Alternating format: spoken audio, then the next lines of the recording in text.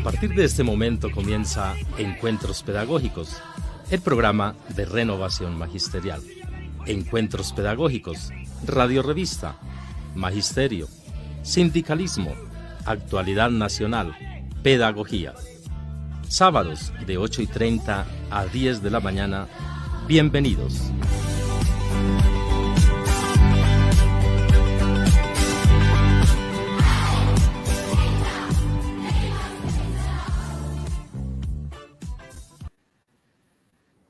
Muy buenos días a todas y a todos que nos están escuchando en este momento. Hoy, siendo las 8:30 de la mañana, abrimos Encuentros Pedagógicos, la radio revista de renovación magisterial. Hoy, 3 de febrero del 2024. Muy buenos días al magisterio y a todos los trabajadores que nos escuchan en este momento. Hoy los acompaña en la conducción del programa Marta Liliana Puentes Pardo y en compañía de Paula Carvajal en Lengua de Señas. Recuerden que pueden sintonizarnos todos los sábados en Facebook Live Renovación Magisterial. Visítenos en nuestra página www.renovacionmagisterial.org, donde siempre encontrarán los temas y las noticias de actualidad. También síganos en X, @encuentrospedag, @renovacionmag. Bueno, muy buenos días para todos los que nos están escuchando. Es un placer tenerlos en nuestro programa de interés a nivel educativo, social, político, económico y cultural.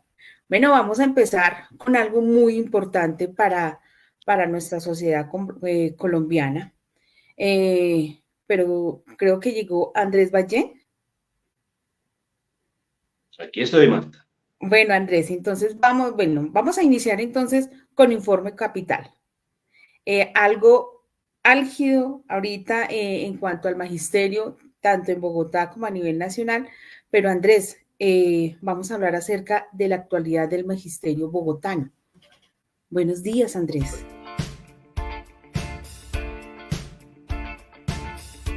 Informe Capital, la actualidad del magisterio bogotano.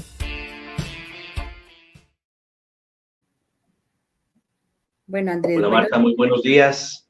Nuevamente te saludo.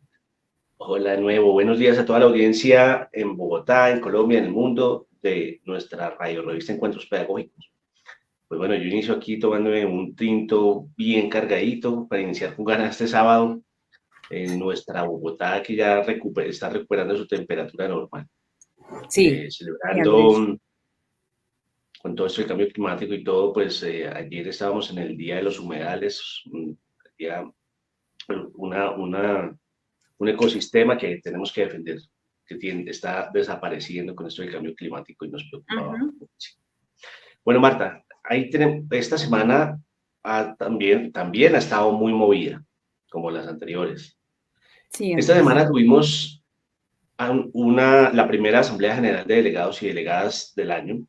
Recuerden ustedes que es un órgano de dirección, un órgano de orientación en términos políticos, sindicales, de nuestra Asociación Estatal de Trabajadores y Trabajadoras de la Educación.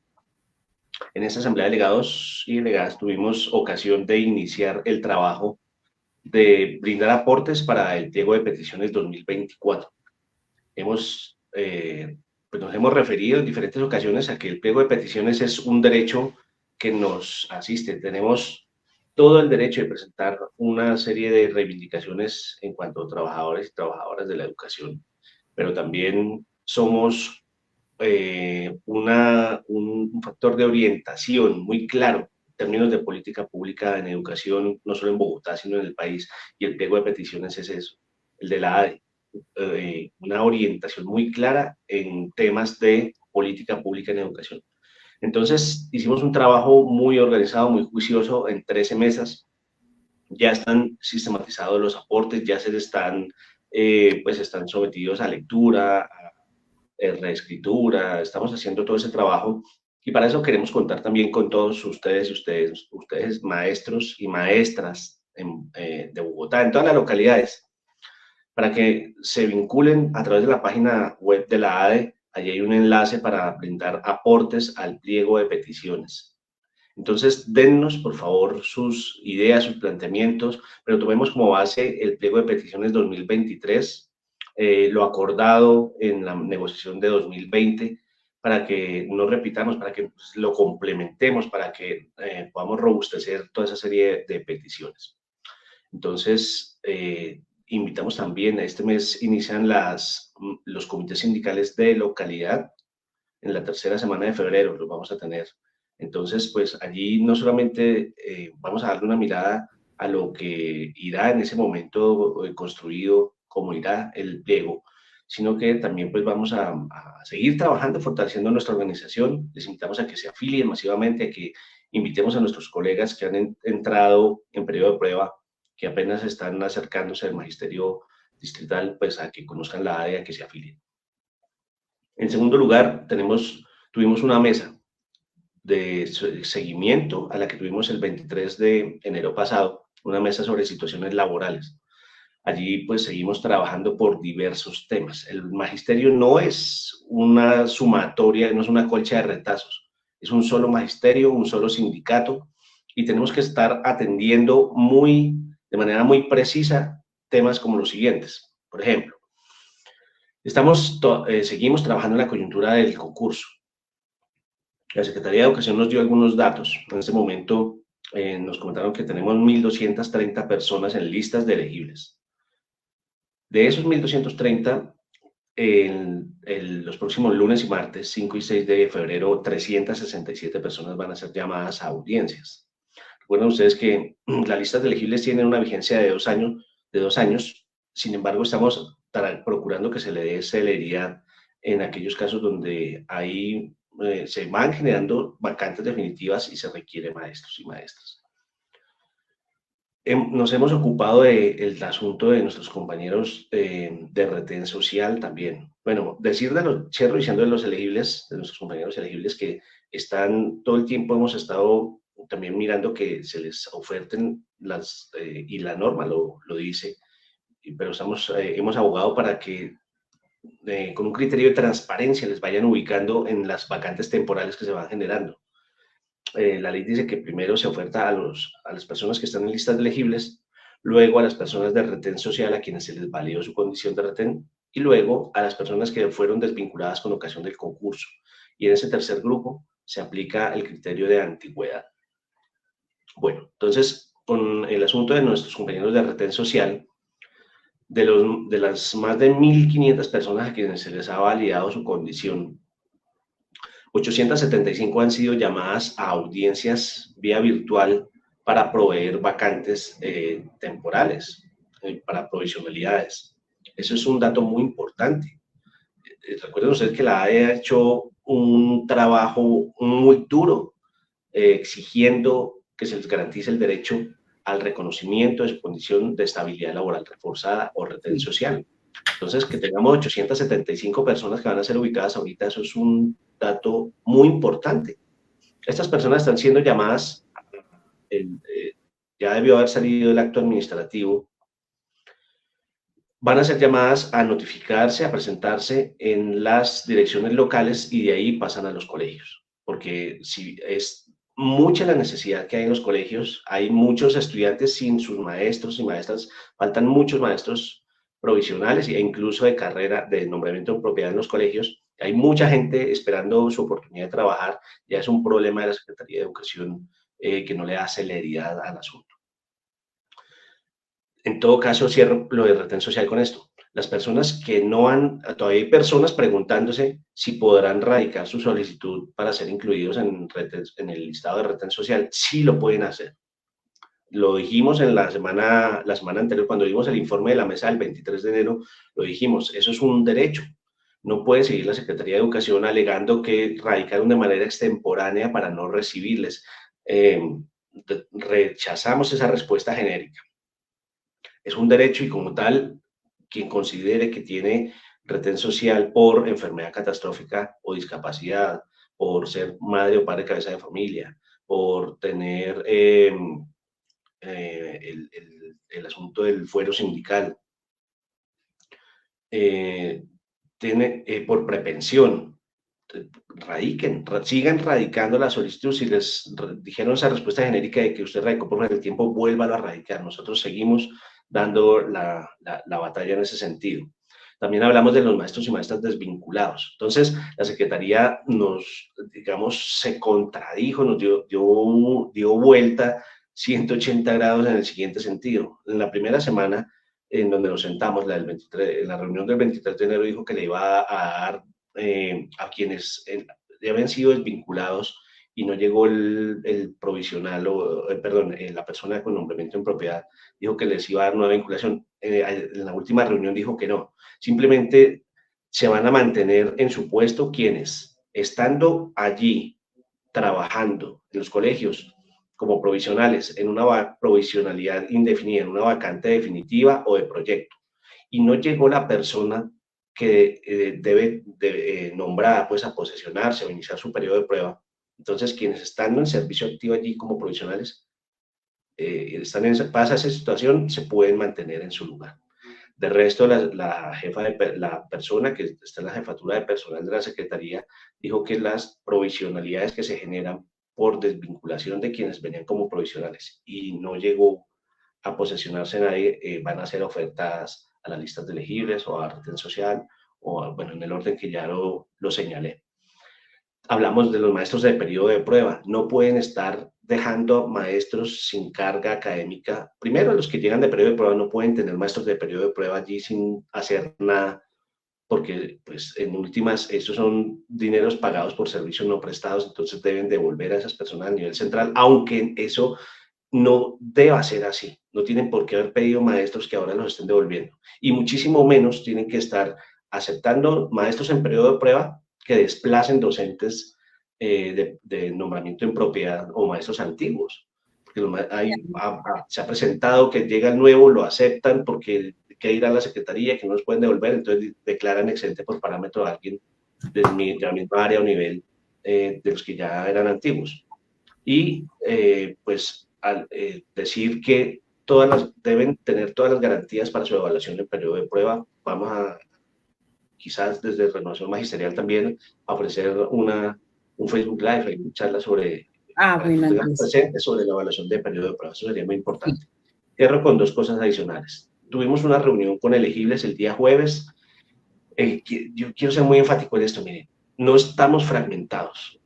No, porque se ha dicho que la ADE no hace, primero dicen que no hace nada por los de periodo de prueba, que no hace nada por los elegibles, que no hace nada por los provisionales, que no hace nada por los antiguos. Estamos trabajando por todo el mundo a la vez y les aclaramos a nuestros compañeros que están en listas de elegibles, estamos haciendo lo mejor posible para que ustedes les ubiquen y tengan todas las garantías del caso.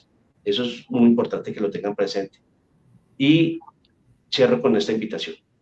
El 8 de febrero, está en esa jornada de movilización nacional que está convocando FECODE, en Bogotá vamos a tener un plantón frente a la Corte Suprema de Justicia a partir de las 9 de la mañana. Entonces, les convocamos desde la organización sindical, pues estimamos, depende de lo que dure la reunión, ese día es la reunión de trabajo para poder, pues la reunión allí para avanzar en el tema de la elección, vamos a estar allí afuera presionando. Estimamos que pueda ir hasta poco más del mediodía. Entonces, la orientación para quienes nos preguntan que si es jornada completa, no es jornada de paro. Como magisterio, podemos, quienes deseen participar, pues pueden quienes son de la jornada de mañana, ir a primera hora, ir hasta las 8:30, 9 de la mañana, llegar allí. Vamos a estar allí en el centro frente a la Corte Suprema de Justicia, igual por los canales de la ADE estamos comunicando la ubicación exacta. Y quienes son de jornada tarde y deseen participar, pues pueden, digamos, en ambas jornadas. La idea es que asistamos media jornada del colegio y pues vayamos a esta actividad que estamos convocando, que es tan importante. Pero sí, Andrés, quiero ser enfático y un llamado a la ética, colegas, y es no le hagan paro a los mítines, no le hagan paro a la movilización, no se aprovechen de la situación para quedarse en casa, para irse a hacer vueltas personales. Ajá. Muy fraternamente se los digo y les convoco y allí nos vemos. Marta, muchas gracias. Bueno, Andrés, unas preguntitas, pero el tiempo ya es muy corto porque a mí me han preguntado que cómo se pueden afiliar los nuevos docentes a la ADE en línea, ¿sí? Entonces me imagino que en línea. A través de la página de la ADE lo pueden realizar. deben simplemente diligenciar el formulario y anexar fotocopia de la cédula. Entonces lo Bueno. pueden hacer o nos lo pueden hacer llegar contigo, Marta, o con quienes son de la Asamblea General de Delegados y Delegadas, con los directivos o directivas, o incluso al correo ade@adebogotá.org, que es el Bueno. correo de Secretaría General de la ADE. Allí nos pueden descargar, por ejemplo, pueden descargar de la página de la ADE, descargan el formulario que está en formato PDF, lo llenan, lo diligencian, lo escanean junto con una fotocopia de su cédula y lo pueden hacer llegar también al correo ade@adebogotá.org o a través del enlace que está allí puesto también para que hagan todo completamente a través de la página de la ADE. Bueno, Andrés. Bueno, muchas gracias, Andrés, y agradecerle a nuestra Asociación Distrital de Educadores por lo que está haciendo por todos los docentes. Andrés, muchas gracias por el informe. Marta, muy buen día a Paula, nuestra intérprete en lengua de señas. Muchas gracias por esa labor tan bonita para que podamos hacer de este espacio algo realmente inclusivo. Un abrazo para todos. Un abrazo fuerte, que estés bien. Bueno, vamos a continuar con otro tema muy relevante. Vamos a continuar con Encuentro con la economía del cambio. Las tendencias de la economía en Colombia en contra de los vaticinos de la derecha. Invitamos al doctor Pascual Amezquita Zárate, doctor de Economía. Bueno, antes de iniciar con el doctor, pues vamos a hacer unas preguntitas para estar atentos. Y le vamos a preguntar al doctor Pascual, ¿cuáles son los principales aspectos de la marcha de los mercados de la economía en general en Colombia bajo el gobierno de Gustavo Petro? Buenos días a los maestros y maestras que escuchan encuentros pedagógicos. Gracias a Jairo Castro por la invitación. Bueno, en relación con la pregunta sobre las condiciones económicas, tengo que decir lo siguiente. Primero es de notar que la tasa de crecimiento del país proyectada hasta el momento sin los datos del último trimestre del año pasado es de 1.2%, lo cual es positivo teniendo en cuenta, primero, los agüeros nefastos que había de que el crecimiento estaba estancado, de que íbamos camino a la recesión. Pues el resultado es que crecimos, pero aquellos que iniciaron esa campaña de terror contra la economía, ese pánico económico, pues Standard & Poor's, la calificadora, decidió golpearlos a ellos, poniéndole una calificación más baja al país en relación pues con la que tenía, y eso encarece los costos para los inversionistas por culpa de esa campaña difamatoria contra el gobierno de Gustavo Petro. Porque es que hay que tener en cuenta una cosa, y es que el mundo todavía está padeciendo los efectos de la recesión desatada por la guerra por Ucrania y Palestina y por las políticas que han venido adoptando los bancos centrales para frenar la inflación. Esas políticas, como se sabe, pues se han traducido en subir la tasa de interés para frenar el crecimiento económico, pero de eso hablo más adelantico. Por el momento, digamos que la política es tan fuerte en el mundo que las exportaciones en todo el mundo han reducido. Aquí dicen que es por culpa de Gustavo Petro, pero realmente en el mundo la economía exportadora ha caído. Por ejemplo, en la Comunidad Andina de Naciones, el viejo Pacto Andino, Colombia mantiene la tasa de crecimiento de exportaciones más alta, por supuesto que cayó, en relación con los otros socios de la Comunidad Andina de Naciones, que son Bolivia, Ecuador y Perú. Es decir, todo el mundo está padeciendo los efectos de la crisis económica y aquí le echan la culpa al gobierno. Pero además el gobierno puede mostrar que cayó el desempleo en menos de 2 dígitos, a pesar de que estaban diciendo que eso iba a ser iba a aumentar. Y la parálisis en el sector de la construcción como gran generador de empleo también tiene que ver con esta subida en las tasas de interés del Banco de la República, con el objeto de contener la inflación. Aquí se ha echado siempre el cuento de que es que las alzas en los salarios son la causa de la inflación. Y en estos días salió un estudio que dijo que la causa de la inflación en Colombia, al igual de lo que está ocurriendo en buena parte del mundo, es debido a algo que llaman la inflación de las ganancias, la inflación de los vendedores. Es decir, que ellos han venido subiendo los precios y eso se traduce en inflación. Ahí sí todo el mundo dijo que ese estudio no servía. En cambio, los de ellos que quieren demostrar, ninguno es que lo demuestre realmente, que buscan demostrar que son los salarios la causa de la inflación, pues eso sí no ha pasado. Por último, hemos de decir que la baja que hubo fue una baja mínima que se va a demorar en trasladarse a la economía unos 4 o 5 meses. Suben las tasas e inmediatamente los bancos las suben, pero caen las tasas y los bancos demoran casi medio año en bajar las tasas.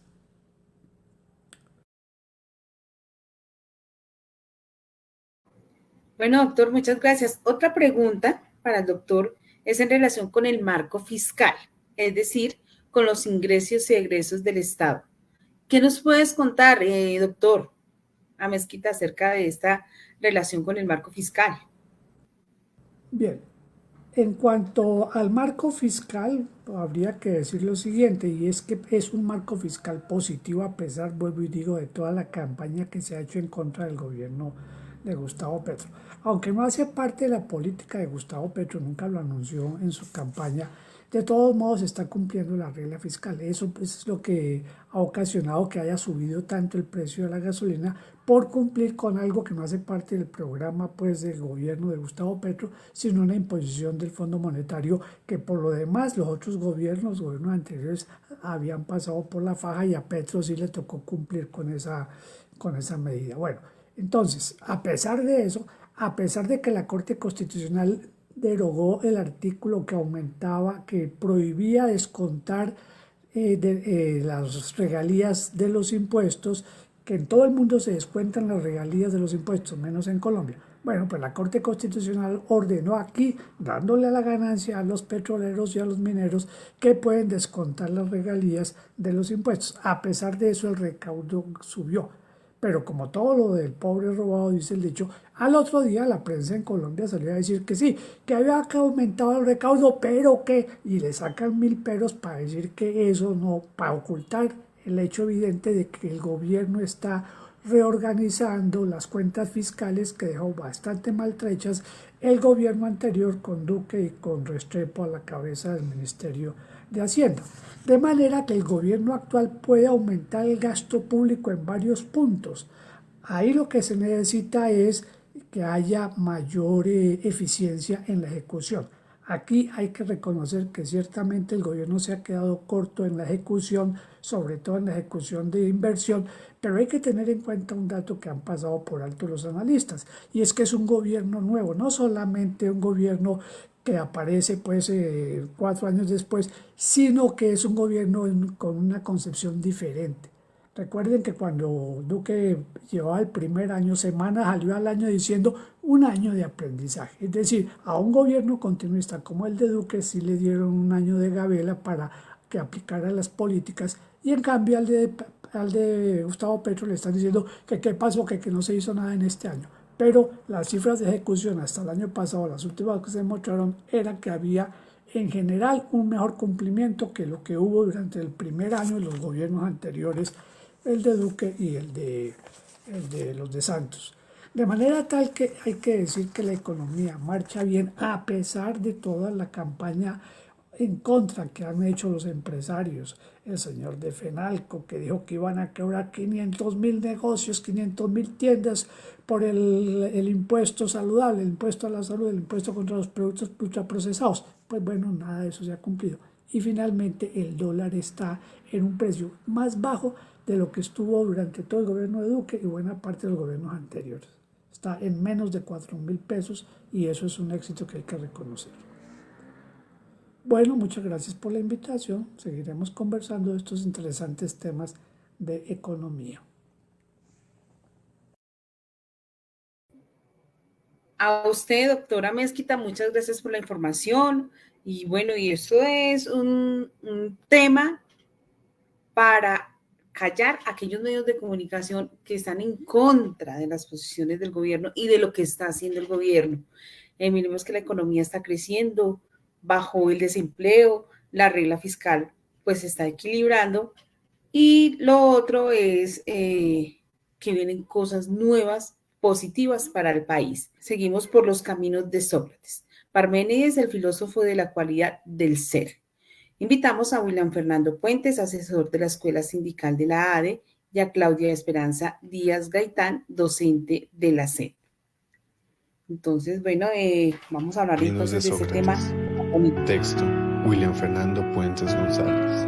Comenta, Claudia Esperanza Díaz Gaitán. Hola, hoy en Por los Caminos de Sócrates vamos a hablar del filósofo de la cualidad de ser, el gran Parménides. La ciudad de Elea, ubicada en la actual Italia, lo vio nacer hacia el año 540 a.C. y su fallecimiento se daría hacia el 470 a.C., aunque estos datos no son muy confiables, ya que apenas se conocen algunos hechos fiables sobre su biografía. Parménides fue el principal representante de la escuela eleática, de la que también formaron parte Genófanes de Colofón, Zenón de Elea y Meliso de Samos. Parménides se destaca por ser el fundador de la ontología. Concibió lo real como uno e inmutable, en contraposición a la de Heráclito de Éfeso, para quien lo real es perpetuo devenir. Si en algo podrían estar de acuerdo todos los filósofos del pasado y del presente, es en la sorprendente grandeza del pensamiento de Parménides, por el rigor de sus argumentos y la profundidad de su análisis. Platón lo definió como venerado y terrible, le dedicó un diálogo, el Parménides, y lo reconoció como padre espiritual hasta el punto de sentir su propio desacuerdo como una especie de parricidio. Este prestigio está bien justificado. Parménides fue el primero en sostener la superioridad de la interpretación racional del mundo y en negar la veracidad de las percepciones sensibles. Ver, oír o sentir no produce certezas, sino solo creencias y opiniones. ¿Qué podemos decir de la filosofía de Parménides? Desde el surgimiento en el siglo VI a.C. con la escuela de Mileto, el pensamiento griego había intentado establecer un principio común, el arjé. ¿Recuerdan que de él hemos hablado en todos los filósofos? A todos los seres de la naturaleza. Cabe la posibilidad de que, al querer tratar el asunto desde una perspectiva racional, Parménides prescindiese de la observación naturalista que había llevado a postular tal o cual sustancia como el arjé, el agua en Tales, el aire en Anaxímenes, y se plantease más bien por la vía del intelecto, que es lo que tienen en común todos los seres. Y lo que tienen todos los seres en común, innegablemente, es la cualidad de ser. Los seres son, existen, hasta el punto de que los seres que no son no pueden considerarse seres. De ahí sale su postulado. Parménides presenta este punto de partida. El ser es y el no ser no es.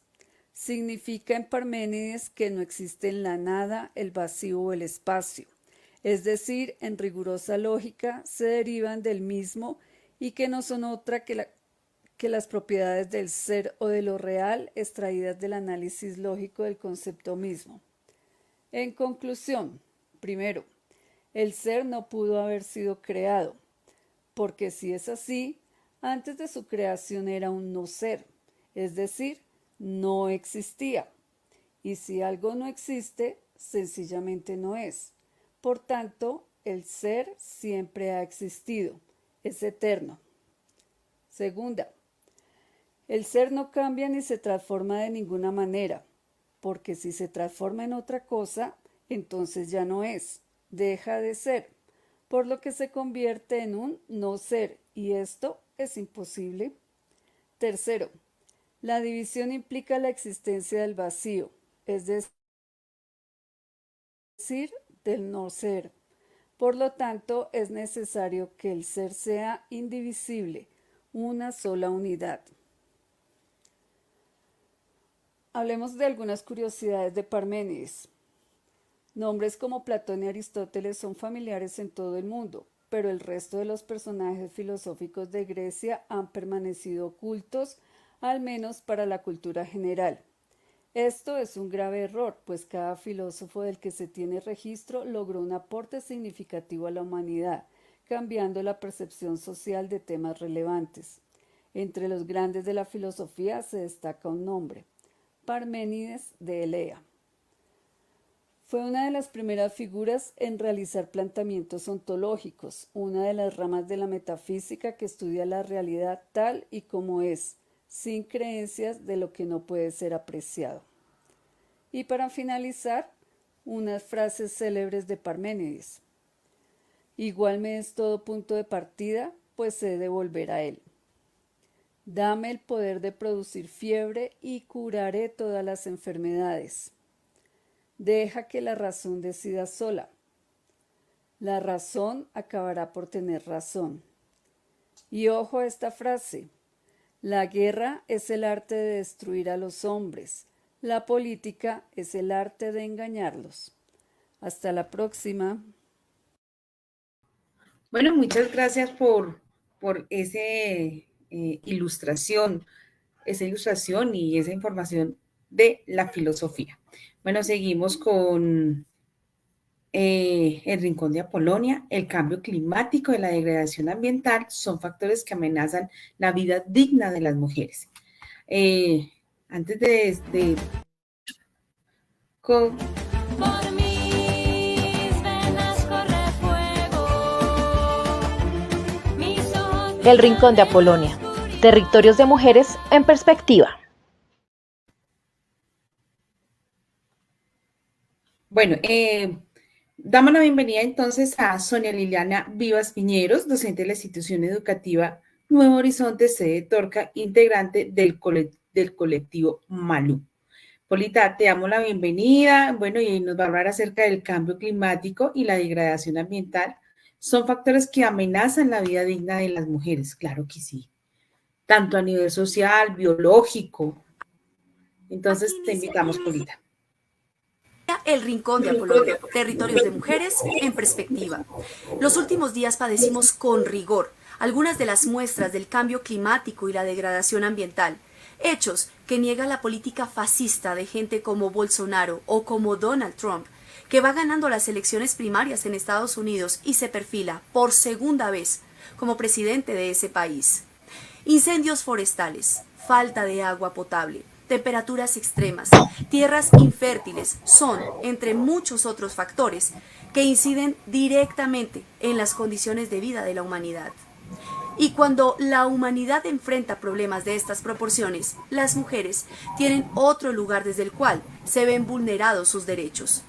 La escasez de recursos deriva en conflictos armados, desplazamientos y todo tipo de violencias cuyo impacto principal lo reciben las mujeres. El cambio climático y la degradación ambiental, como lo afirma Rem Al-Salem, relatora especial de las Naciones Unidas sobre la violencia contra la mujer, no es solo una crisis ecológica, sino fundamentalmente una cuestión de justicia, prosperidad e igualdad de género, y que está intrínsecamente vinculado e influenciado por la desigualdad estructural y la discriminación. Además, nos comenta que cuando los desastres de inicio lento o repentino golpean y amenazan los medios de subsistencia, las comunidades pueden recurrir a mecanismos de supervivencia negativos, como la trata, la explotación sexual y prácticas nocivas como el matrimonio precoz o infantil, y además el abandono escolar, todo lo cual atropella los derechos de las mujeres y las niñas y las pone en escenarios de alto riesgo. Todo ello evidencia que se requieren acciones contundentes desde la política y la sociedad para hallar soluciones a lo que está pasando con la relación entre violencia contra las mujeres, las niñas y el cambio climático y la degradación ambiental. Dichas acciones deben integrar con urgencia el enfoque de género. Soy Sonia Liliana Vivas Piñeros y el Rincón de Apolonia.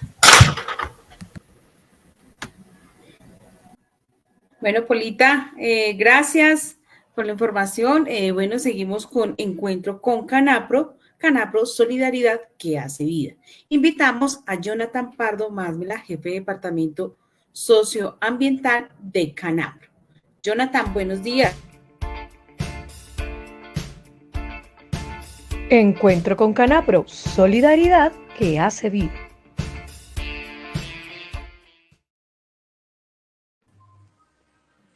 Jonathan, buenos días. Hola, muy Bienvenido buenos al días. programa. Muchas Bueno, gracias. Siempre es un gusto compartir con ustedes.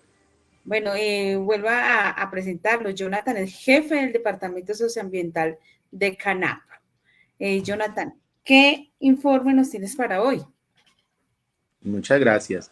Bueno, hoy quisiéramos hablarles un poco de lo que hace nuestra cooperativa Canapro en torno al comité ambiental y a los diferentes grupos de colaboración que hay al interior de nuestras cooperativas y nuestras organizaciones asociativas. Nos parece muy importante transmitir este mensaje a todos los compañeros docentes porque de una u otra manera hacemos parte de esta hermosa cooperativa Canapro o de otras organizaciones y la invitación es a participar, a apoyar estos espacios que nos permiten estar enterados con la cooperativa.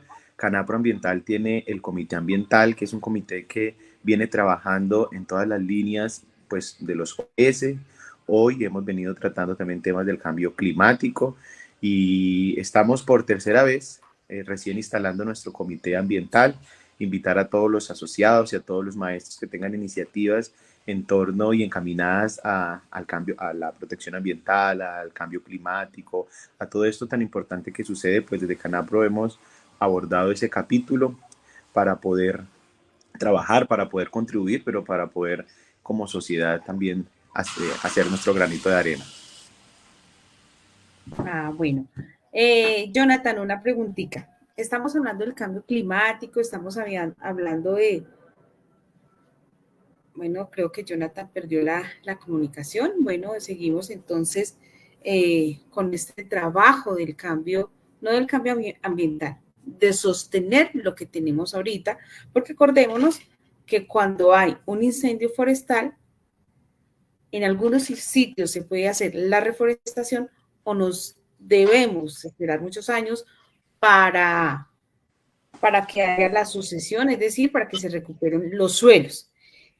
Jonathan, yo te quería hacer la preguntita es, ¿cómo desde las instituciones educativas y la relación que tienen con Canapro se pueden forjar esos canales? Es decir, un docente que quiera llevar un proyecto ambiental, ¿cómo puede tener esa relación con Canapro? ¿Qué puede hacer? ¿Será posible o no será posible? Claro que sí, claro que sí. Nosotros creemos que es muy importante empezar a reaccionar a todo lo que nos está pasando, en específico hoy con los incendios forestales. Por supuesto, donde Canapro hace presencia, como en el departamento del Bichada, en los Santanderes, en el Tolima, hemos tenido algunas brigadas de ayuda y apoyo a esas instituciones, porque creemos que es un compromiso no solo de la Fuerza Aérea, del gobierno, de la Defensa Civil, de los bomberos, sino nosotros como sociedad también podemos contribuir. Así que hemos estado muy prestos a apoyar, pero adicional también creemos que tenemos la tarea todos ahorita de empezar a reforestar. No nos queda ninguna otra tarea que reemplazar. Decían que el mejor momento para haber sembrado un árbol era hace 20 años y el segundo mejor momento es hoy. Y creemos que eso es un impacto que tenemos que tener todos, debemos concientizarnos. Canapro propiamente tiene una estrategia de siembra de árboles, si no podemos ir a sembrarlo, si no podemos ir a acompañarlo, Canapro lo hace por nosotros. Y un mensaje, pues, la idea es sembrar el árbol, pero acompañarlo, hacerle seguimiento. El arbolito nativo requiere 4 años para que vuelva a recuperarse y a... Bueno, creo que Jonathan tiene problemas de comunicación y bueno, esa era la pregunta. Entonces, un llamado a todos los docentes que quieran participar en esta campaña de protección y conservación del medio ambiente. Acordémonos que la conservación no es solo que nos cuidemos nosotros los seres humanos, sino cuidar las otras especies y cuidar también los otros factores que contribuyen al equilibrio del ecosistema como es el clima. Es decir, ¿quién está relacionado con el clima? La capa de ozono. Bueno, seguimos con el encuentro con la política. Un partido único para la izquierda, análisis de esta pregunta y sus posibilidades ante la realidad política del país. Invitamos a Yesid García Abello, ex senador de la República. Yesid, buenos días. Muy buenos días para ustedes en la mesa, para todas las maestras y maestros de Bogotá y de Colombia. ¿Cómo están? Bien, Yesid, es un placer tenerte aquí en el programa nuevamente. De mi parte, pues recibo un saludo muy especial de Renovación Magisterial y de todo el magisterio colombiano. Muchas gracias. Bueno, yo Yesid, creo que sí, yo quiero decirles algo.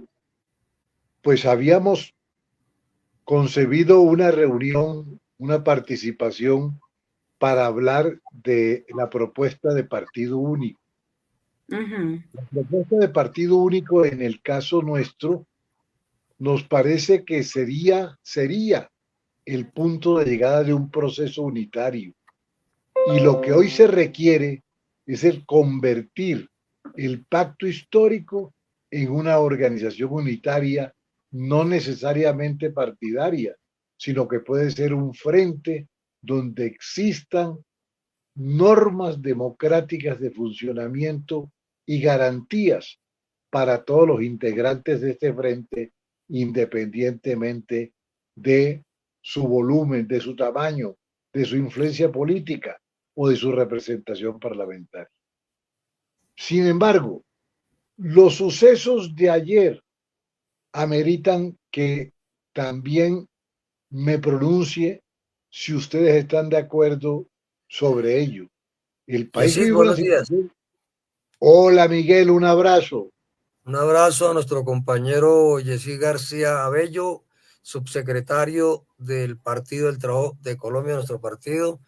Y por supuesto, un saludo a Marta Liliana, nuestra compañera que hoy conduce el programa, a Paula, nuestra intérprete en lengua de señas, y a todo el magisterio de la comunidad educativa que nos sigue a esta hora del día. Bueno, completamente de acuerdo, Yesid. Es decir, los sucesos de las últimas 72 horas y especialmente los anuncios del presidente de la República ayer, las manifestaciones del viceministro de Trabajo hoy, de los sectores que están a favor de la institucionalidad, alrededor de los últimos sucesos, pues ameritan que nosotros alteremos el orden del día, porque pues anoche hubo pronunciamientos del presidente. Y entonces en ese marco relacionemos la trascendencia y el significado de la movilización ciudadana que se ha citado el próximo 8 de febrero frente a la Corte Suprema para exigir el nombramiento del fiscal, con los pronunciamientos que han venido los pronunciamientos del presidente y otros aspectos, y los pronunciamientos, por supuesto, en el caso de la Federación Colombiana de Trabajo y Trabajo de la Educación, FECODE, ante los hechos también contra esta organización. Entonces, ¿qué opina el Partido del Trabajo de Colombia? ¿Qué opina el Pacto Histórico sobre todo esto? El Partido del Trabajo de Colombia lo venía diciendo. Hay una ofensiva de la ultraderecha por impedir la terminación del periodo de Gustavo Petro, presidente legítimo, electo democráticamente en Colombia por unos colombianos que fueron en un momento determinado mayoría. Y es el advenimiento por primera vez en la historia de Colombia de un gobierno progresista que tiene a la ultraderecha como su enemigo. Una ultraderecha que no se para en mientes, que no tiene hígados para mentir, para maniobrar, para utilizar la justicia y las instituciones de justicia a su favor. El último capítulo, el de esta semana que termina hoy, es el que tiene que ver con una intervención de la procuradora, la señora Margarita Cabello, una señora que ha estado en la Procuraduría en el su periodo encargada de tapar, de archivar las investigaciones que se realizan contra la ultraderecha? ¿O qué fue lo que el señor Char recibió de la Procuraduría? Una libertad en pleno 6 o 5 de enero, con juzgados, fiscalías en descanso. Es el único preso que en esas condiciones ha salido con el visto bueno de la fiscalía. Aquí han archivado todas las investigaciones serias. Al señor Alejandro Char, denunciado por ir a Berlano por compra de votos, no le pasa nada, pero Aida Berlano, por el mismo tema, es sancionada radicalmente. Una procuradora amiga del señor Pulgar, una procuradora que tiene cuentas pendientes con todos los sectores democráticos del Atlántico y de Colombia, y que está destinada a convertirse, según ella, en la segunda cabeza de la oposición al legítimo gobierno de Petro. Lo último que hizo fue la suspensión del ministro de Relaciones Exteriores, Álvaro Leiva. Ella puede suspenderlo, pero el presidente tiene el derecho de escoger el momento adecuado para suspenderlo.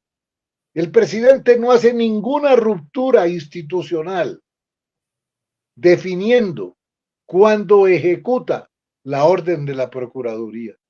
Y el presidente tiene el derecho a demorarse para hacerlo porque necesita el titular de la Cancillería para atender correctamente 2 delegaciones que llegan este fin de semana que son vitales para el país. Una delegación del gobierno de los Estados Unidos, fundamental que sea correctamente atendida, y una delegación nada menos ni nada más que el Consejo de Seguridad de Naciones Unidas. Sin embargo, como no lo ha destituido, como no lo ha suspendido el presidente al canciller aún, se habla de ruptura institucional, pero no se habla de ruptura institucional en la otra cabeza visible de la oposición, cabeza visible del golpe blando, duro, como quieran, a Gustavo Petro, que es el señor fiscal Barbosa. Lo que ha cometido el señor fiscal Barbosa en sus 4 años es una serie de atentados contra la democracia, contra la voluntad mayoritaria del pueblo colombiano, en la arbitrariedad más absurda. Pero lo último, un allanamiento al sindicato más grande que tiene el país, un allanamiento a FECODE y un cierre de investigación frente al Ñeñe Hernández. ¿Quién entiende eso? Si eso no es una persecución, una función amañada de la Fiscalía, entonces, ¿qué es? La Fiscalía procedió a allanar FECODE, buscando supuestas pruebas de que FECODE hizo una donación directa a la campaña de Gustavo Petro. Esto está explicado suficientemente por FECODE, por Colombia Humana, por el director de recursos de la campaña de Gustavo Petro. La donación de FECODE fue un partido político, lo que es perfectamente legal, y no a una campaña electoral. Si fuera delito donar dinero a partidos políticos, ¿por qué no han sancionado al Grupo Aval y al Grupo de Antioquia y al Grupo Santo Domingo, a todos los grandes monopolios que no han hecho sino entregar donaciones legítimas a los partidos tradicionales? Entonces el Grupo Aval puede entregarle a los partidos gigantescas donaciones, pero los maestros de Colombia no pueden aportar a partidos progresistas, que fue lo que hicieron y que pueden probar. Entonces se dice, se volvió a romper el orden constitucional. El orden constitucional no se rompe ni por la donación de FECODE a un partido político, ni porque no se haya suspendido al canciller de la República. El orden constitucional se rompe, eso sí, cuando un fiscal, sin facultad alguna para hacerlo, porque eso corresponde a la Comisión de Acusaciones de la Cámara de Representantes, investiga al presidente de la República. Le monta tinglados al presidente aprovechando los errores de su hijo. Aprovechan eso para ir más allá y aprovechar el juicio contra el hijo de Gustavo Petro, contra su padre, el presidente de la República, que no tiene nada que ver con eso. Miguel, yo llamo como tú a que el 8 el pueblo colombiano se movilice, especialmente en Bogotá, hacia la sede de la Corte, para que se resuelva el tema de la dilación indefinida de la elección del nuevo fiscal. Basta ya de cabellos, basta ya de bandidos como Barbosa. El país requiere seriedad y la Corte Suprema de Justicia debe dar un ejemplo de eficiencia en el nombramiento de los nuevos cargos para evitar, eso sí, la ruptura institucional. Bueno, Jessy, yo creo que contundente y argumentada la intervención que hace nuestro compañero Jessy, ex senador de la República. Y creo que hay que resaltar unos asuntos. Se ha dicho que el presidente de los colombianos intenta perpetuarse en el poder y es un dictador. Esa es la oposición diciendo. Pero lo que queda absolutamente claro y lo que hay que resaltar es que las únicas formas de dictadura no vienen exclusivamente del Poder Ejecutivo, que no está ocurriendo. Aquí estamos hablando de una expresión de dictadura que viene desde una conspiración de derecha, por supuesto, desde las altas cortes. Esto es un aspecto clave, que se erigen en oposición, en este caso, al gobierno, es decir, al gobierno popular. La Fiscalía, la Procuraduría, la mayoría o una buena parte de los magistrados de la Corte Suprema se están erigiéndose en oposición y adicionalmente la manifestación de dictadura y de reelección en cuerpo ajeno del señor fiscal Barbosa en dos personas muy cuestionadas. Yo invito a todos y todas a que atendamos también, porque pues dirán, bueno, pero Jessy es de la izquierda y Miguel es de la izquierda y FECODE. No, ahí está el reporte del periodista Daniel Coronel, muy importante, sobre el tema de lo que se llama el premio a Barbosa, y expresa todo lo que ha ocurrido en su gestión, por decirlo, con unas pruebas completamente claras, o las expresiones que esta mañana y las manifestaciones que hizo Armando Novoa, ex integrante de Consejo Nacional, el magistrado de Consejo Nacional Electoral, en el encuentro en FECODE.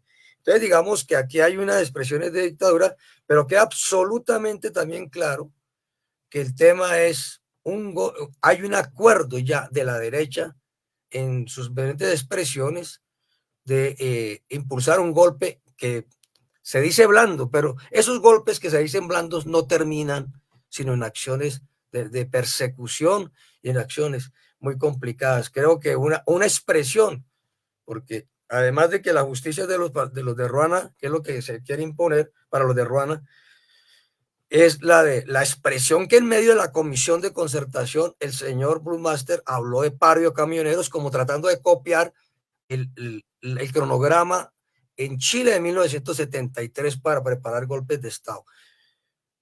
De ignorar que hay en marcha un golpe de Estado por fuerzas democráticas o por fuerzas que se dicen de izquierda, nos parece muy grave, y creo que ya todas las evidencias están perfectamente expuestas. Y en ese orden de ideas, pues la Federación acompañará y estará en la movilización ciudadana del próximo 8 de febrero.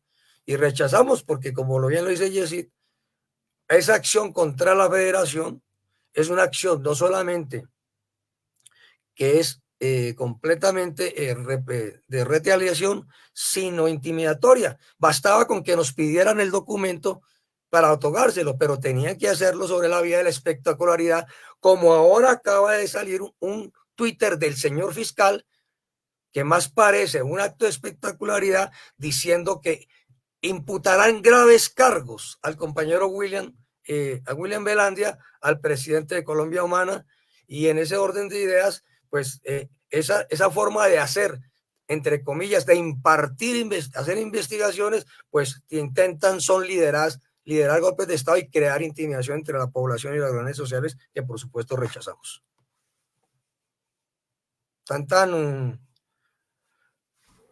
En ese orden de ideas, pues creo que todos el próximo 8 de febrero, ¿sí?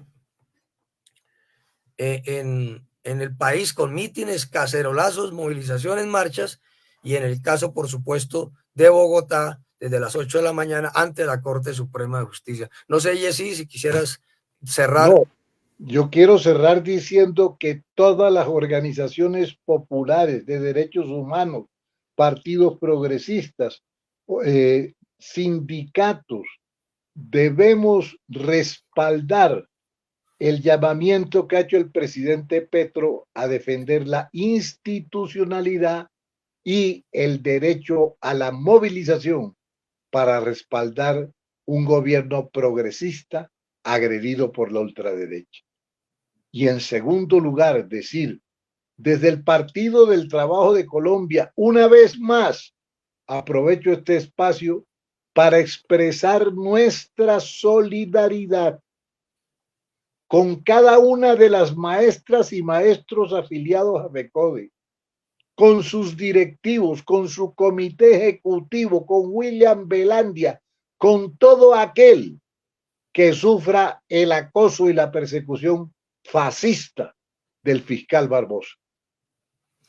Bueno, Yesid, está claras las cosas, y a uno que otro despistado que por allá diga, ¿y eso qué tiene que ver lo del fiscal y lo del 8 de febrero y lo de la Corte Suprema con esto? Pues está absolutamente claro. Es la respuesta organizada de la derecha contra las reformas sociales. Es la respuesta porque no les parece que la reforma tributaria que se hizo no fuera para tapar los huecos de la corrupción que ellos dejan cada año, 50 billones de pesos, sino que fuera para inversión. Es la respuesta de esa derecha que no puede concebir que el segundo rubro del presupuesto anual de la nación este año sea 70 billones de pesos, que es para educación, y no pueden concebir que la mayor parte de esos 70 billones de pesos es para la dignificación de la labor pedagógica de todos los integrantes de la comunidad educativa. Es contra ese tipo de reformas, por no decir las demás reformas, y que el logro que se han hecho y las que están en desarrollo, contra las que están actuando los señores de la derecha, con toda esta conspiración que está en marcha, como bien lo hemos advertido en este espacio por parte de Renovación Magistral de Encuentros Pedagógicos, y cuando hemos tenido invitados a nuestros compañeros y compañeras de los diferentes sectores de la izquierda y por supuesto del Partido del Trabajo de Colombia. Yesid, muchas gracias, un abrazo. Marta Liliana. Bueno, Yesid, también gracias y esperamos verte en los próximos programas. Y Miguel, bueno, más tardecito nos volvemos a ver. Muchas gracias a ustedes, un abrazo muy grande. Bueno, Yesid, gracias.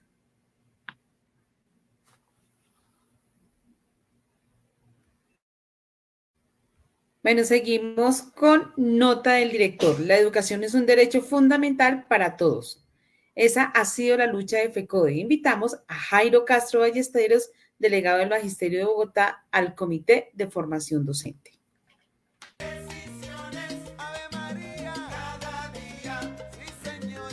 Seguimos con nuestra nota del director, Jairo Castro Ballesteros.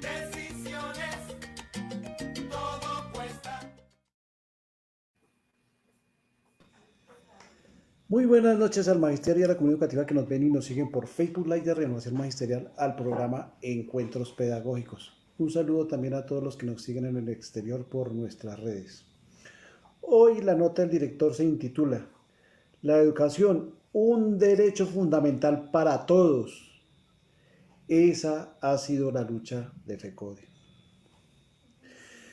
La educación como un derecho fundamental que debe estar a cargo del Estado es una lucha y una reivindicación en la sociedad colombiana, no solo para que quede en el papel, sino que se debe garantizar con un presupuesto robusto, para que este derecho llegue a todos los colombianos que se puedan formar en todos los niveles de la educación, es decir, desde el preescolar hasta el posgrado. Esta es una de las banderas que se plantean desde la Federación Colombiana de Trabajadores y Trabajadoras de la Educación, FECODE. Es por ello que desde la sociedad, los trabajadores y la comunidad académica, esta federación se conformó para defender los derechos de la educación en Colombia, con planteamientos como el aquí expuesto y por el que se está luchando en la actual legislatura para que se regule el derecho fundamental a la educación. Este no es un planteamiento nuevo. La federación, décadas atrás, convocó a los maestros para que de las experiencias en educación en las diferentes regiones del país se iniciara una reflexión que proyectara la escuela para renovar las prácticas pedagógicas. De esta forma, salirle al paso a la reforma curricular que pretendía el control político y pedagógico de la educación.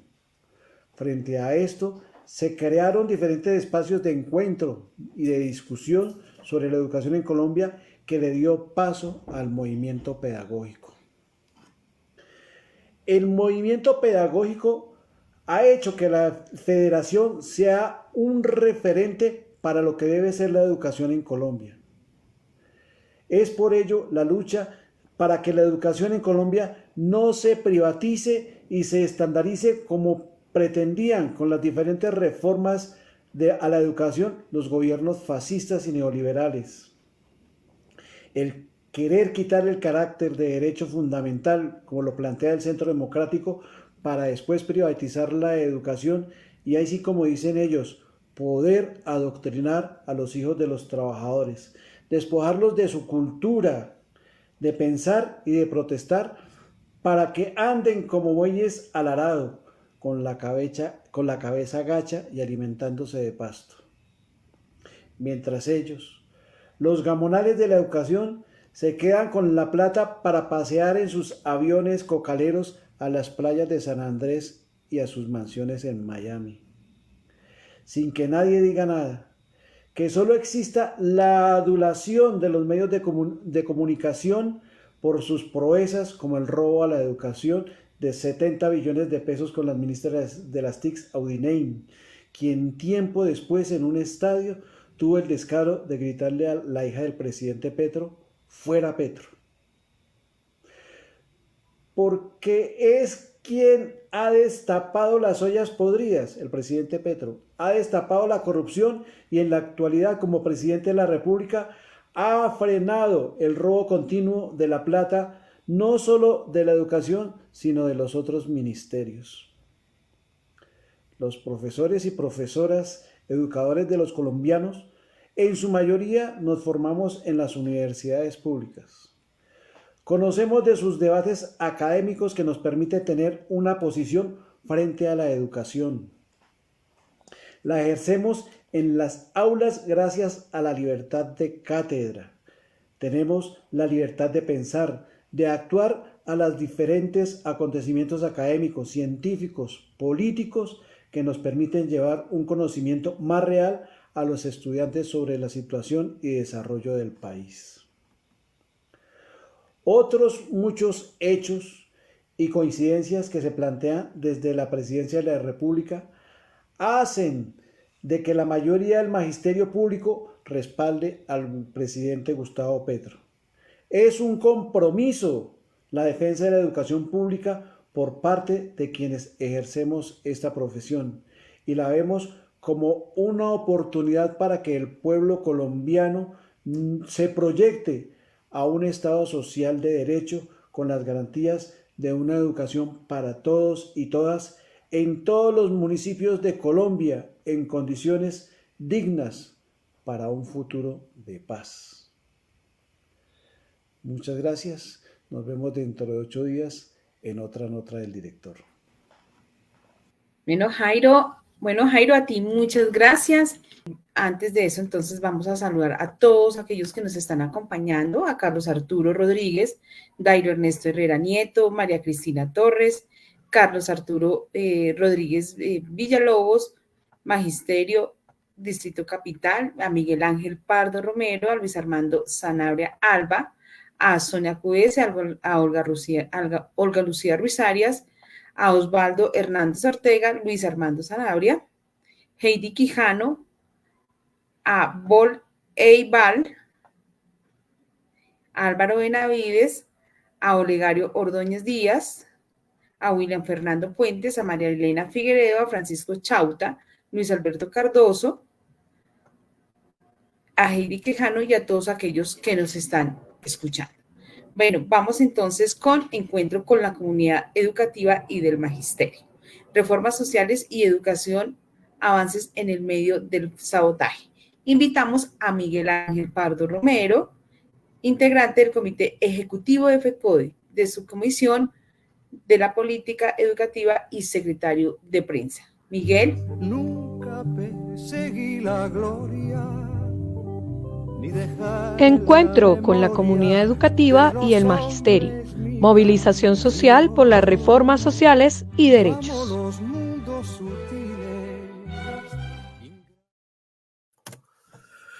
Bueno, Marta Liliana, nuevamente nos vemos y yo creo que y a todos y todas nuevamente un saludo a nuestros compañeros y compañeras que están en este momento conectados y reitero los saludos a los compañeros y compañeras que tú has mencionado, también a nuestros hermanos y compañeros de Somos Fuerza Educativa que nos han enviado un saludo también, está reportando sintonía y a Magisterio del Día. Bueno, el titular de Avanza en la reforma en medio del sabotaje, pues era el titular de la semana pasada. Parece que un duendecillo, pero es muy vigente. Yo creo que lo que acabamos de conversar con Yesid, Marta Liliana, es absolutamente claro y contundente de que el punto central de esta conspiración que ha organizado la derecha, que nadie hoy, repito, puede dudar que existe, ¿sí? Pues esa conspiración es frente al proceso de reformas.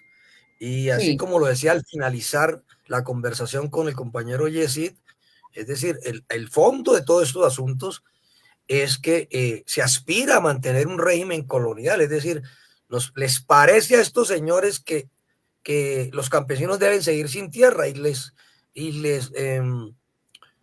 para ellos el tema de empezar a entregar tierra a los campesinos, la tierra para el que la trabaja, es para ellos perder esas relaciones de dominación que hoy es lo que están tratando de evitar. Citaba el tema de la educación, ya lo cité, y frente a esas reformas es esta conspiración que se está desarrollando, en virtud de lo cual no es casualidad, no es un hecho aislado que hayan tomado la decisión de iniciar la agresión frente a la organización sindical más grande de segundo grado del país, que es la Federación, de insistir que es el que constituye más de la mitad de la Central Unitaria de Trabajadores, con un propósito intimidatorio, con un propósito de represalia, con un propósito de suspender e ir iniciando un proceso de supresión de la democracia, porque no puede haber democracia si no hay organizaciones sociales, y en este caso, si el movimiento obrero no tiene el margen que requiere y las condiciones que requiere para defender los intereses, que no son los intereses propios de los maestros, sino los intereses de la nación y en el terreno de la educación y la cultura. Entonces creemos que el tema está absolutamente claro, Marta Liliana, para participar el próximo 8 de febrero en esta movilización ciudadana, que hoy se concentra en un punto, y es exigir a la Corte Suprema que respete la Constitución y evite el ejercicio de la dictadura desde la Fiscalía General de la Nación, y que se reverse esa decisión de intentar convertir la Fiscalía, la Procuraduría, no en órganos de investigación, no en órganos de control, sino en órganos que lideran la oposición y la desinstitucionalización y animan al golpe de Estado, que hemos dicho que blando no es, pero que tienen ese propósito. Creemos que para nosotros todo este punto son claros, y negarlo y decir, es que este gobierno, porque no ha cumplido una serie de cosas en año y medio de lo que está suspendido de más de 135 años, ¿sí? Y decir que es un gobierno similar a los anteriores, es un error o de apreciación o de complicidad de sectores que se dicen de izquierda, que para ellos es lo mismo, la supresión de la democracia y el ejercicio y la suplantación por un posible gobierno dictatorial es lo mismo si se cumple o no se cumple una reivindicación inmediata o no de carácter laboral. Yo creo que son cosas que tienen un peso muy claro, que no son del mismo peso. Si nosotros no mantenemos un Estado social de derecho, no lo materializamos, no va a haber ninguna de las reivindicaciones pendientes o nuevas que podamos conquistar para toda la movilización, para todo el movimiento social. Entonces creo que queda claro y vamos entonces para el próximo 8 de febrero, mítines, pueden haber manifestaciones, pero en Bogotá, plantón frente a la Corte Suprema de Justicia en el centro desde las 8 de la mañana. Nadie puede faltar y en los colegios hay que hacer acuerdos, no es paro de 24 horas, pero digamos que sí hay que buscar que todo lo que tenemos de conciencia por nosotros mismos se exprese ese día. Y en ese orden de ideas, pues, invocar el titular de un libro de poemas de Mario Benedetti, obraremos en legítima defensa. Martica. Sí, Miguel. Sí, entonces todos el 8 de febrero frente a la Corte Suprema de Justicia. Bueno, Miguel, cambiando un poquito de tema, pero que se relaciona con lo que estabas diciendo, quisiéramos que nos cuentes cómo van los acuerdos de implementación con FECODE. La implementación de los acuerdos entre FECODE y el gobierno. Sí, señor. ¿Aló? ¿Sí te oigo? Que tuve un problema aquí sí. de conectividad. Sí, te escuchamos bien. Me preguntas por la implementación de los acuerdos. Ajá. Bueno. Sí. Esta semana es clave, Marta Liliana, porque esta semana es consideramos una de las últimas, la etapa final de las sesiones de la Comisión de Alto Nivel del Sistema Nacional para la reforma del Sistema Nacional de Participaciones en el terreno de la educación. Allí, como ustedes saben, tenemos, y lo hemos anunciado, nos quedan 3 sesiones, nos quedan 3 temas claves. Uno, nosotros hemos hecho la propuesta, ya la he explicado aquí, y cómo recuperar de aquí al 2036 los 528 billones de pesos que le quitaron a todo, a educación, salud, agua potable y saneamiento básico, pero los 298 billones que le quitaron a educación. ¿Cómo pasar de una canasta per cápita 4.5 millones de pesos por estudiante actual a 12 millones de pesos actual? De manera progresiva. Y en ese orden de ideas, pues se tienen que mirar los temas de costeo, los temas de financiación, y las fuentes de financiación y finalmente el proyecto que debemos radicar antes de que termine este semestre. Un proyecto para garantizar la financiación y restituir la Constitución que está suspendida y que vuelve y juega. Todos estos movimientos que estamos haciendo es para restituir derechos y ese es uno de ellos. Segundo, esta semana también el gobierno debe presentar su última versión de propuesta para ajustar el modelo de salud. Como hemos dicho aquí, ese ajuste al modelo busca cómo disminuir la intermediación para que esos recursos vayan a una mejor atención de los maestros y sus familias en el terreno de la educación. Y en tercer lugar, una discusión sobre el tema de las plantas de personal. Y aquí esto implica una discusión sobre reforma del 30-20 al 18-50, que tienen que ver con jornada laboral, jornada escolar, parámetros, al 14-21, que es el tema de inclusión. Hay temas centrales que invitamos desde aquí a que se atiendan todas las comisiones de las filiales, de docentes orientadores, de inclusión y de inclusión de educación inclusiva, porque son de los 4 temas de las plantas de personal, son dos temas claves y centrales en ese sentido. Y como aquí hay que saludar siempre al compañero Carlos Rodríguez, que está contra el 4x1, que en la cual tiene mucha razón, pues el otro tema para nosotros clave, pues tiene que ver con nuestra propuesta de suspender el proceso de jornada única, revisarlo, otorgarle condiciones que corresponden desde el punto de vista pedagógico, académico y por supuesto de condiciones materiales y de condiciones laborales que corresponden. Entonces digamos que la agenda está clave. Estos son procesos que vienen pendientes, que fueron impuestos desde el año 2002 y que pues estamos acelerando el paso para reversarlos, pero va a ser posible si tenemos la posibilidad del respaldo de un gobierno popular en ese sentido. Yo creo que esto tiene que quedar absolutamente claro. Y esto es lo que nosotros hoy insistimos. No va a haber posibilidades de ello, sino adicionalmente hoy tenemos la decisión de respaldar estas reformas impulsadas por el gobierno popular y respaldar la estabilidad y alejar los golpes y rechazar los golpes de Estado blando que están proponiendo. Sí, Miguel. Sí, es cierto, es cierto. Bueno, Miguel, entonces, otra vez, pues hacer la invitación el 8 de febrero, y es ratificar que esta movilización también pues nos afecta a nosotros, porque es que FECODE no es solamente el comité ejecutivo, sino es de todo el magisterio colombiano. Entonces, hacer nuevamente... Martica, yo creo que hay que resaltar 2 cosas. La decisión de gobernadores y alcaldes de la oposición para sabotear el tema de las reformas en la educación y crear disturbios. Voy a dar ejemplos.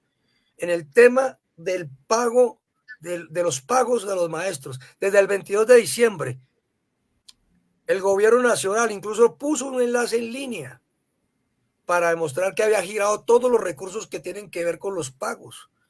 Y sin embargo, hoy todavía se le deben a los maestros en algunas regiones salarios, parte de la nivelación salarial, etcétera. Y entonces uno dice, ¿qué es lo que está pasando? Lo mismo con el plan de alimentación escolar. Y en ese orden de ideas, ese es otro ejemplo para crear disturbios. Y hay que tener mucho cuidado antes de decir, es que el gobierno del cambio que prometió el cambio no lo ha hecho y porque no lo han pagado, mirar si los recursos están ahí. Y el 22 de diciembre se puso un enlace para que cualquier ciudadano pudiera ver la plata que le giró el ministerio, el gobierno nacional, a cada región de esos recursos para verificar. Entonces, digamos que más público no puede ser y creo que tenemos que tener cuidado con esas apreciaciones. Y el otro asunto es en el tema de los provisionales. Bien hecha la tarea de varios filiales, entre ellas lo que informaba el compañero Ballén. Nosotros hemos insistido que las listas de los maestros y maestras provisionales con retén social estén publicadas, porque a medida que se superen las listas de elegibles, ellos tienen la prioridad. No publicar esas listas de retén social tiene el propósito de que las entidades, las nuevas alcaldías, gobernadores, especialmente los que tienen tanta clientela detrás, van a tratar de reemplazar maestros. 0 días por maestros que tienen el derecho a mantenerse por su condición de retén social o simplemente porque se requiere el maestro y maestra cambiar maestros de 0 días por maestros de 5 o 10 años. Es decir, le exigimos a las entidades territoriales publiquen los listados de retén social y por supuesto no reemplacen los maestros que llevan 5 o 10 años por maestros que ellos van a traer de su clientela. Tan. Miguel. Sí, señor. Bueno, Miguel, gracias. Muy cortico el tiempo para que nos siguieras ampliando lo que está sucediendo, pero bueno, en los próximos programas seguimos dialogando. Gracias, Miguel, por la información y bueno, nos vemos en esta semana. Vamos al encuentro de encuentros pedagógicos de Bolívar en este momento. Ajá. Bueno, un saludo entonces a los compañeros de Encuentros Pedagógicos de Bolívar. Bueno, seguimos con Encuentro con la Política Internacional. Desde Argentina, intervención del diputado Hugo Yasky, Ley de Bases y Puntos de Partida para la Libertad de los Argentinos. La palabra del diputado Hugo Yasky y les pido tratemos de ser lo más eficiente posible a la hora del uso del tiempo, así tenemos una buena sesión. Gracias. Gracias, presidente.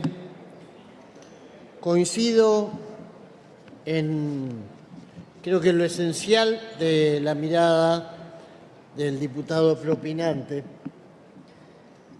Este país vivió un genocidio, vivió un terrorismo de Estado que arrasó con una generación. Los 30.000 desaparecidos fueron hombres y mujeres, la inmensa mayoría de ellos que eran militantes políticos. Ayer alguien habló con desprecio de la CETERA, el gremio de los maestros. Los principales dirigentes de la CETERA fueron asesinados ni bien se produce el golpe. Hay que tener autoridad moral y hay que tener historia, no prontuario, para hablar de la CETERA. Pertenecieron a la CETERA Alfredo Bravo, que fue diputado en esta Cámara, un gran maestro, torturado y salvado de ser asesinado por una campaña internacional. Perteneció a CETERA Osvaldo Requena, secuestrado. Perteneció a CETERA el hermoso maestro de Tucumán, Isauro Arancibia, acribillado a balazos en una pequeña casita, en una casilla que tenía al fondo de su sindicato en Tucumán. Otros 645.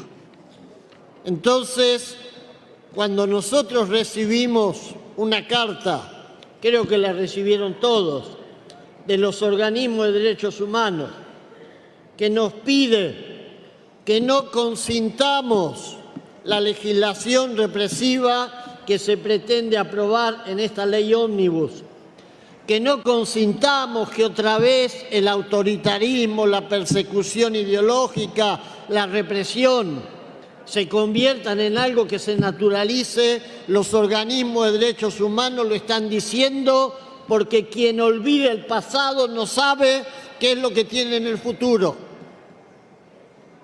No podemos hablar con liviandad de esto. No podemos mirar con un solo ojo la represión. Ayer se montó un espectáculo indigno de una democracia e indigno de un país que sufrió un genocidio. ¿Qué sentido tenían las filas y filas de carros de gendarmería, de prefectura, hidrantes? ¿Para qué? Para impedir que un grupo minoritario, porque eran grupos pequeños, pudieran manifestarse frente al Congreso. ¿Pero qué es el Congreso de la Nación si no le permitimos a los ciudadanos, a las ciudadanas, que se manifiesten frente a él? Entonces yo veo una hilación entre las cosas que se dicen y algunas que suceden. Ahora, en este mismo momento, reprimieron en eso que llaman el Ministerio de Capital Humano. Hay internadas varias mujeres en el Rivadavia y otros en otros hospitales. ¿Cuál fue el motivo de la represión? Fueron a pedir comida. No hay comida para los comedores populares. Entonces, cuando decimos que nos divide una grieta, hay algo que tenemos que ver. Hay un problema en la Argentina que es la desigualdad. Y la represión está en función de garantizar que esa igualdad se sostenga. No somos todos pobres en la Argentina. Hay un capítulo que se comen muchos diputados que hablan de pobreza. Hay que hablar de la riqueza. Hay que hablar de los que se quedan con el sacrificio del pueblo argentino. Hay que hablar de los que capitalizan el hambre. Pero no es una ciencia oculta. Hay que ir a los balances de Arcor, hay que ir a los balances de Techín, hay que ir a los balances de las grandes celiareras, hay que ir a los balances de las compañías financieras. Somos el tercer país del mundo en fuga de capitales. ¿Cómo un país tan chico, sumido en la pobreza, puede ser campeón del mundo de fuga de capitales? Esto es muy simple. Esto es muy simple. Hay sectores del poder económico y financiero que usufructúan el hambre y el sacrificio de los argentinos. Y esta ley está pensada no solamente para continuar eso, para profundizarlo y con una herramienta que es la represión. Se quieren llevar puestos los derechos de los trabajadores, de los estudiantes, de los docentes. Hablan de la educación y se llevan puestas dos leyes con esta ley, la Ley de Educación Nacional y la de Financiamiento, que la votamos acá, peronistas, radicales, izquierda y todos, por unanimidad. Y ahora la llevamos puesta y la solución es ponerle a los maestros el cepo de decir que la educación es esencial para impedir el derecho a protesta de los docentes, pero no esencial para pagarles como se debe al que trabaja y deja la vida en el aula. Y reivindico a los trabajadores que se movilizaron en este país. Las movilizaciones van a crecer, mal que les pese a los que piensan que van a tapar el sol con las manos. ¿Qué piensan? Que con la gendarmería, la prefectura, cuando el hambre crezca, cuando la gente no pueda mandar al chico a la privada, cuando no tenga lugar en la escuela pública, cuando en la escuela pública no haya comedores porque no están mandando lo que hace falta para que haya, piensan que eso se arregla con gendarmería, con policía. Entonces yo llamo a la reflexión. Discutamos las leyes que haya que discutir. No queremos trabar a nadie. Lo que no podemos aceptar es que se lleven puesto al Congreso. Estamos discutiendo una ley oscura, secreta, que no sabemos ya cuál es el dictamen, que no sabemos cuál es la letra, no lo sabemos nosotros y supongo que no lo sabe ni el presidente de la Cámara ni los presidentes de los bloques. Supongo que todos estarán igual que Germán Martínez, el nuestro. Esto no es democracia.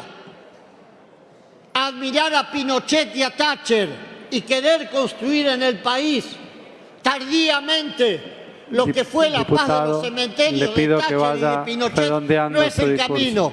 Hago un llamado a la reflexión. Defendamos la democracia, defendamos la justicia social o vamos a construir un país donde va a ser difícil vivir para los que menos tienen. Gracias. Muchas gracias, diputado Hugo Yasky.